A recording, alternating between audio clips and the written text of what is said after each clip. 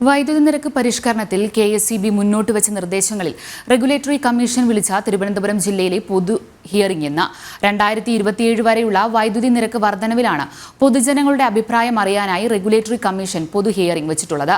പാലക്കാടും കോഴിക്കോടും നടന്ന ഹിയറിംഗിൽ KSEBക്കെതിരെ രൂക്ഷമായ വിമർശനങ്ങളും പരാതികളുമാണ് പൊതുജനങ്ങൾ ഉന്നയിച്ചത്. 3 ദിവസങ്ങളിലായിട്ടാണ് പൊതു ഹിയറിംഗ് നടത്താൻ റെഗുലേറ്ററി കമ്മീഷൻ തീരുമാനിച്ചിരുന്നത്.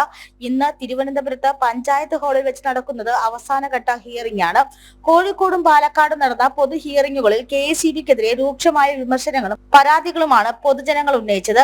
2027 വരെയുള്ള നിരക്ക് വർധനവ് ആവശ്യപ്പെട്ടുകൊണ്ട് KSEB റെഗുലേറ്ററി കമ്മീഷന് മുന്നാകെ വെച്ച നിർദ്ദേശങ്ങളിലാണ് പൊതു ഹിയറിംഗ്.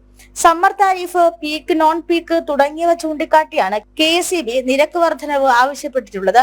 2024-25 വർഷത്തിലെ 2025 മെയ് മാസം വരെയുള്ള വർഷ ഉടനീള 30 പൈസ വർധനവും 10 പൈസ താരിഫ് വർധനവും നിജപ്പെടുത്തിയിട്ടുണ്ട്.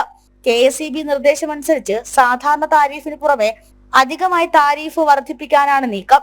ഇന്ന് ചേരുന്ന പൊതു ഹിയറിംഗിൽ ഈ വിഷയങ്ങൾ റെഗുലേറ്ററി കമ്മീഷൻ ചോദിച്ചറിയും. നിരക്ക് വർധനവുമായി ബന്ധപ്പെട്ട KSEBക്ക് തിരിച്ചടി ഉണ്ടാകാനാണ് സാധ്യത കൂടുതൽ. ജനം, തിരുവനന്തപുരം.